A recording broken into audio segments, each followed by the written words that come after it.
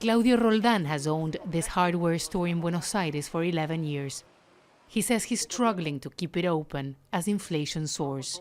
I have been working since I was 14 years old, and of course I want change, but I don't think it's going to happen.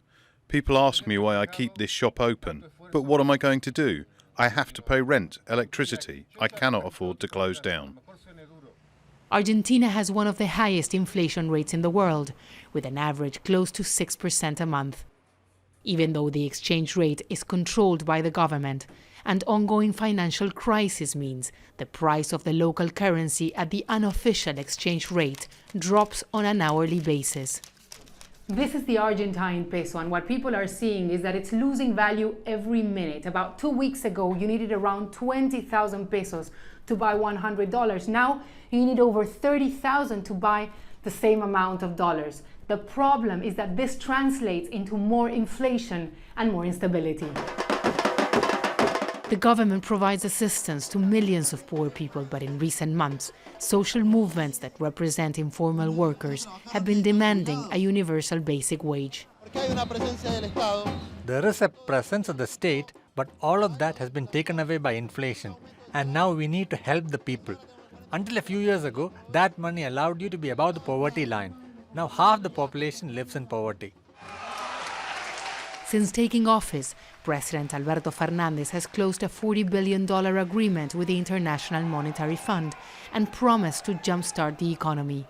But mounting economic problems and deep divisions with his powerful vice president, Cristina Fernández de Kirchner, have paralyzed his administration. Analysts say the government is facing a confidence crisis. Yeah, I think it's a stalemate that leads to a lack of confidence. So no one expects things to change. Let me give you an example. As I told you before, in Argentina, energy prices are subsidized. That's a big distortion of the economy. Since the beginning of the Alberto Fernández government, the economic ministry has been trying to sort of cut those subsidies that actually are pro-rich. But the Kirchner faction within the government has been blocking that for 2 years. That's an example of the level of paralysis that permeates every level of the government, and that obviously creates uncertainty among people. Argentina is rich in natural resources and has the capacity to feed millions of people, not only within its borders, but also around the world.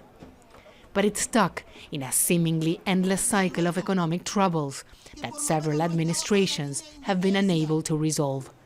Teresa Bo, Al Jazeera, Buenos Aires.